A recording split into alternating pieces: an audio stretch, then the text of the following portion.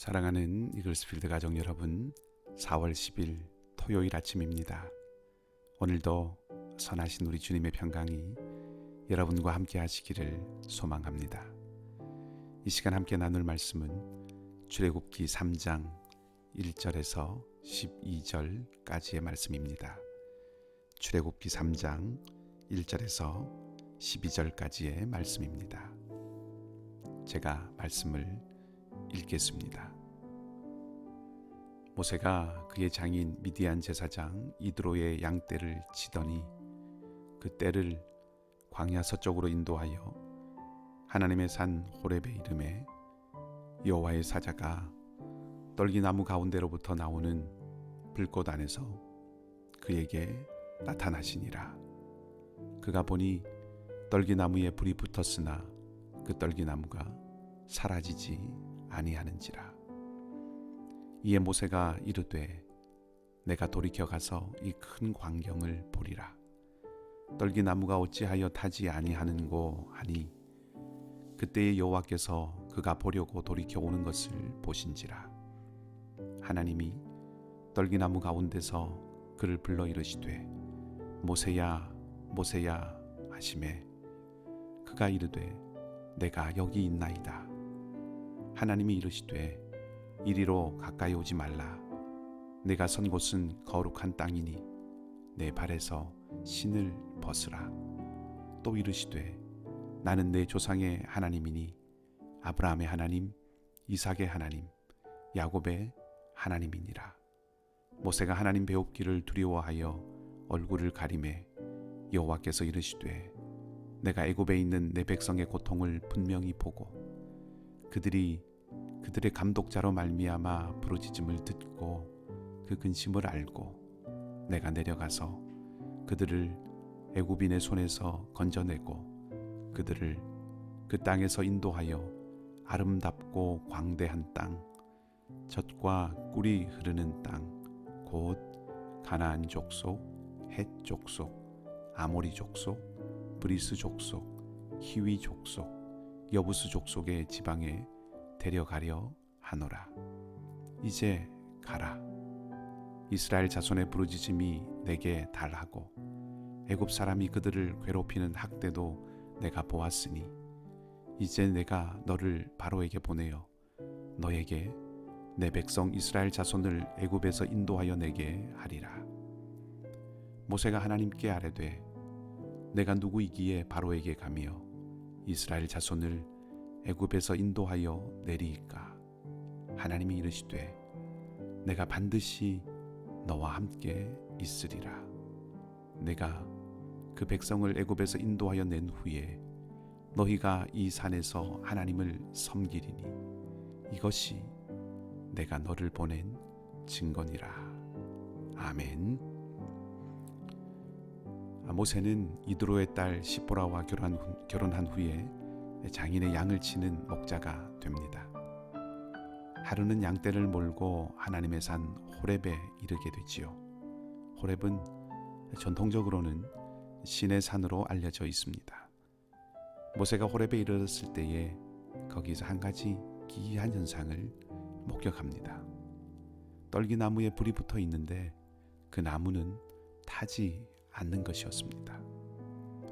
모세는 그 모습이 신기하여 가까이 가서 보려고 하지요. 그리고 그때 하나님을 만나 대화하게 됩니다. 모세가 본 타지 않는 떨기나무와 태우지 않는 불은 중요한 상징적인 의미가 있습니다. 우선 불은 태울 수 있는 어떤 것이 있어야 탈 수 있습니다. 나무이든 종이든 여하튼 어떤 탈 수 있는 것이 있어야 합니다. 그리고 불이 타면 땔감으로 쓰인 것은 반드시 재가 되어 소멸하고 맙니다. 탈 수 있게 하는 재료, 그리고 그 재료의 소멸, 이 두 가지가 불과 관련한 속성입니다. 그런데 모세가 본 이 불은 그렇지 않죠. 이 불은 타기는 타는데 태우면서 타지 않습니다. 떨기나무를 땔감으로 삼고 타오르는 불이 아닙니다. 스스로 탑니다. 무엇에도 의존하지 않고 스스로 존재하시는 하나님을 상징합니다. 사람은 그 누구도 의존하지 않고 홀로 스스로 존재할 수 없습니다. 제 아무리 강한 사람, 제 아무리 부유한 사람, 제 아무리 독립심이 큰 사람이라고 해도 의존하지 않고 스스로 존재할 수 있는 사람은 없습니다. 스스로 타오르는 불이 상징하는 것은 하나님은 우리와 질적으로 완전히 다른 분이시라는 것입니다. 그러니 우리가 경배하고 섬겨야 할 분이라는 것이지요. 그런데 그 불이 지금 떨기나무에 붙었는데 떨기나무도 타지 않습니다. 불은 불인데 소멸시키는 불이 아니라는 거죠. 타오르는 불꽃에서도 소멸하지 않는 떨기나무는 애굽의 혹독한 폭력에도 불구하고 굳건하게 살아있는 이스라엘을 상징한다고 볼 수 있습니다. 그리고 동시에 보잘것없는 그 떨기나무가 하나님과 함께하고 그 하나님의 불이 붙어서 소멸되지 않는 것처럼 하나님은 그 보잘것없는 떨기나무 같은 이스라엘을 소멸되지 않도록 지키시고 또 인도하신다라고 하는 것도 생각해 볼 수 있습니다. 이 신비한 불과 떨기나무에서 하나님이 모세를 부르십니다. 그리고 모세가 응답합니다. 그러자 하나님은 모세에게 발에 신고 있는 신을 벗으라고 말씀하시는데 그 이유는 지금 모세가 서 있는 이곳이 거룩한 곳이기 때문입니다. 성경에서 장소를 구별하여 거룩하다고 말하는 첫 번째가 이 본문입니다. 그리고 성경은 사실 어떤 특정한 장소가 거룩하다고 말하는 경우가 별로 많지 않습니다. 그런데 여기서는 거룩한 곳이라고 말하고 있습니다. 자, 이곳이 거룩한 이유가 무엇일까요?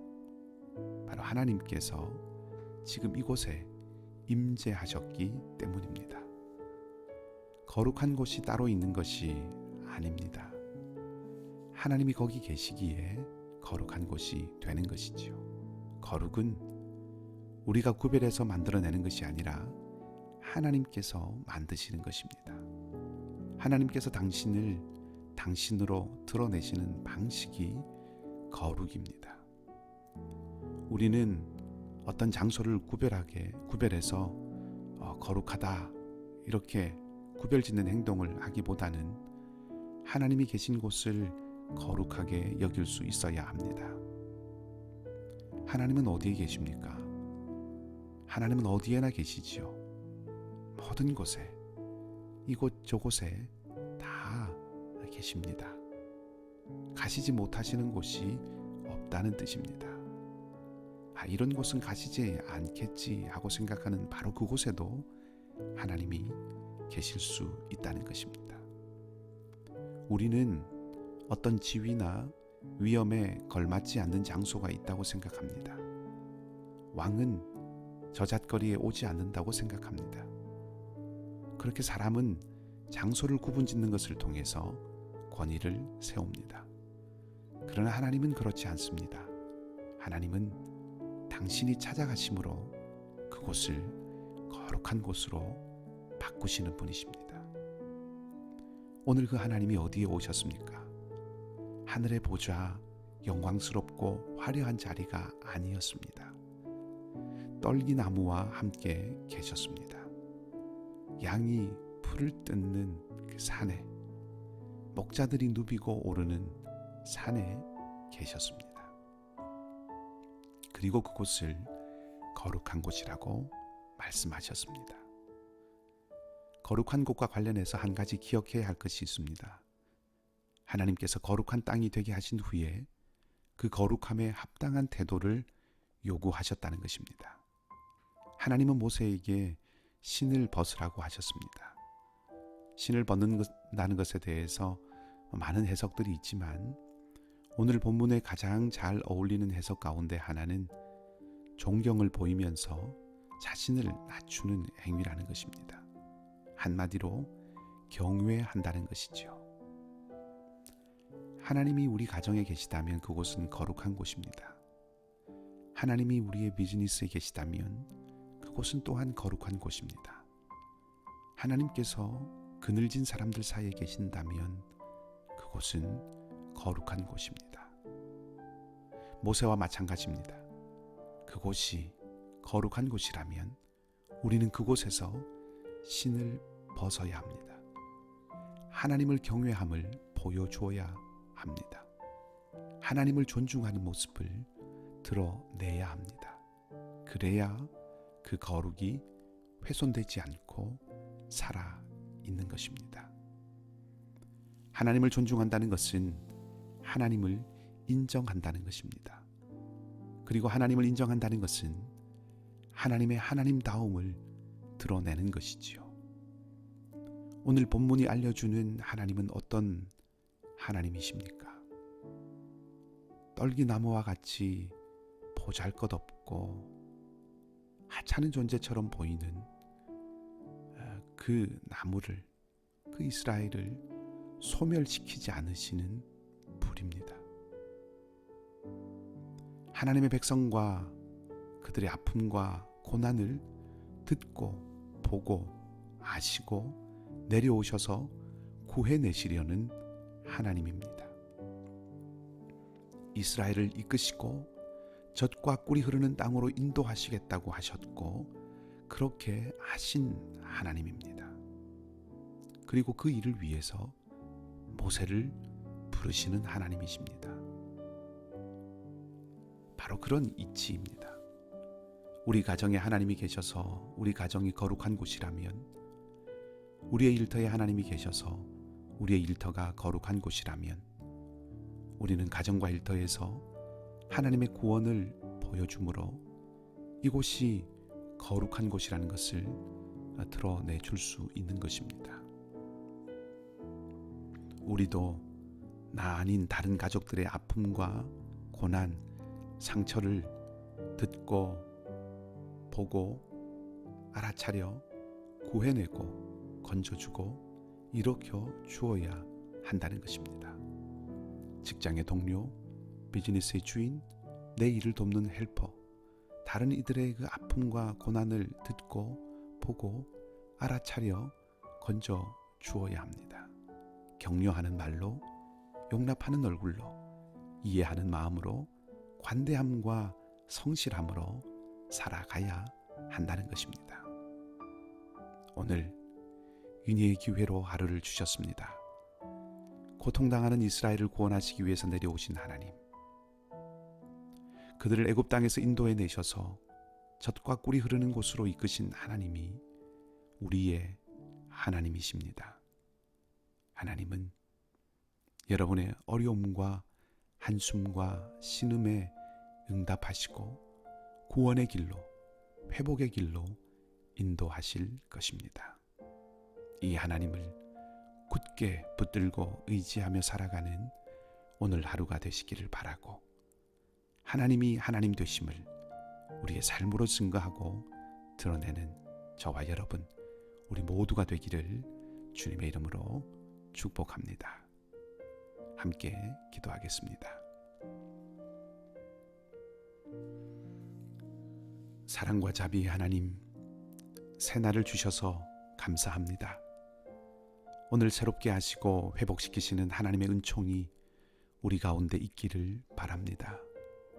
고통과 압제 가운데 있는 이스라엘을 보시고 그 신음을 들으시고 건지시기 위해서 내려오신 하나님, 타지 않는 떨기나무같이 약한 이스라엘을 끝까지 보존하시고 지키시는 하나님, 오늘 우리에게도 소멸시키지 않으시는 불로 오셔서 우리를 지키시고 은혜해 주시기를 바랍니다. 육신의 약함과 삶의 고달픔으로 어려운 시기를 지나가는 이들이 있습니다. 주님 함께하여 주시고 그 염려와 한숨과 아픔을 주님의 평안과 소망과 구원으로 바꾸어 주시옵소서. 하나님, 또한 우리가 살아가는 모든 자리에서 발에서 신을 벗었던 모세처럼 하나님의 하나님 되심을 드러내는 사람으로 살아갈 수 있기를 바랍니다. 구원하시는 하나님의 성품을 품고 사랑과 관대함으로 살아가게 하시고 약하고 상하고 눌린 이들의 편에 설 수 있도록 하여 주시옵소서. 사랑하는 이글스필드 식구들의 모든 기도의 제목에 선하게 응답해 주시고 오늘도 모든 교우들의 삶에 함께 하시며 상록회 어르신들의 건강을 지켜주시고 어린 자녀들과 다음 세대를 붙들어 주시옵소서. 선교사님들의 사역과 기도 제목에 함께 해주시고 팬데믹 어려운 이 시기를 우리 모두 다 지혜롭게 잘 헤쳐나가도록 주께서 은혜 베풀어 주시옵소서. 모든 것을 주님께 맡기오며 좋으신 주님 예수 그리스도 이름으로 기도하옵나이다. 아멘. 말씀을 생각하시면서 각자 기도하시기 바랍니다.